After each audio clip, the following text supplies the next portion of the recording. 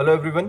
इस वीडियो में हम बात करने वाले हैं 3 ईयर प्रैक्टिस जो अभी सुप्रीम कोर्ट ने रूल किया है कि अगर आपको जज का एग्ज़ाम देना है तो आपके पास 3 ईयर का एक्सपीरियंस होना चाहिए एज एन एडवोकेट। और अभी जो भी एग्ज़ाम होने वाले हैं, जो भी एग्ज़ाम नोटिफाई हो चुके हैं, जो कि राजस्थान हो गया, आंध्र प्रदेश हो गया, अरुणाचल प्रदेश हो गया, असम, लगभग मोस्टली ऑल स्टेट्स के एग्ज़ाम, इसमें छत्तीसगढ़, मध्य प्रदेश, उत्तराखंड और हिमाचल प्रदेश भी है। तो ये वाले एग्ज़ाम्स जो हैं वो अभी सेम जो अभी तक फॉलो होता हुआ आ रहा था, यानी कि आपके पास कोई एक्सपीरियंस नहीं है तो सेम जो है कंडीशंस पे अभी कंडक्ट कराए जाएंगे। बट आने वाले जो भी फ्यूचर के एग्ज़ाम होंगे उसमें 3 ईयर प्रैक्टिस जो है वो मैंडेटरी कर दी गई है। और ये 3 ईयर की डेट जो है वो कब और कैसे काउंट होगी, इस वीडियो में हम ये बात कर लेते हैं।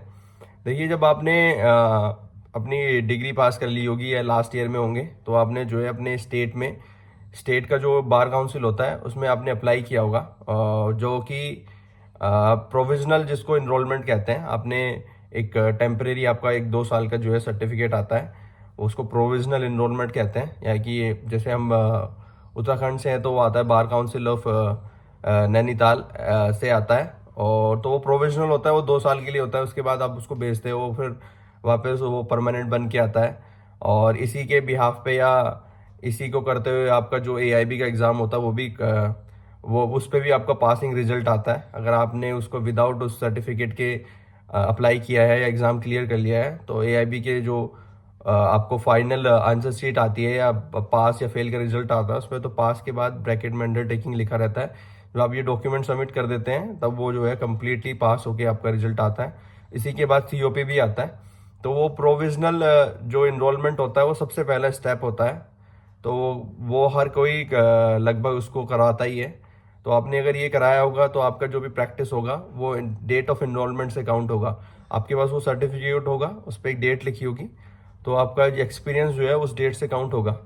आपको जब भी नेक्स्ट ईयर कोई भी रिक्रूटमेंट आएगा तो ये एक्सपीरियंस तो यहाँ से काउंट होगा, प्लस आपको कोई भी स्टैंडिंग एडवोकेट जिसके पास 10 साल का एक्सपीरियंस है उससे एक सर्टिफिकेट भी लिखवाना है कि हाँ जी आपने जो है 3 साल तक इनके यहाँ प्रैक्टिस करी है या इस कोर्ट में प्रैक्टिस करी है, ये भी आपको करवाना पड़ेगा।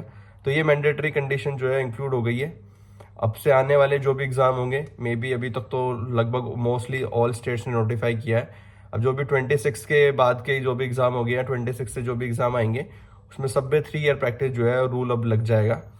तो अगर आपने भी फॉर्म भरे हैं तो आप अपनी तैयारी स्टार्ट कर लीजिए, पढ़ लीजिए। चैनल को सब्सक्राइब करिए, जो भी लेटेस्ट वैकेंसीज होती है या उससे रिलेटेड कोई भी नोटिफिकेशन होता है वो हम इस चैनल में नोटिफाई करते हैं।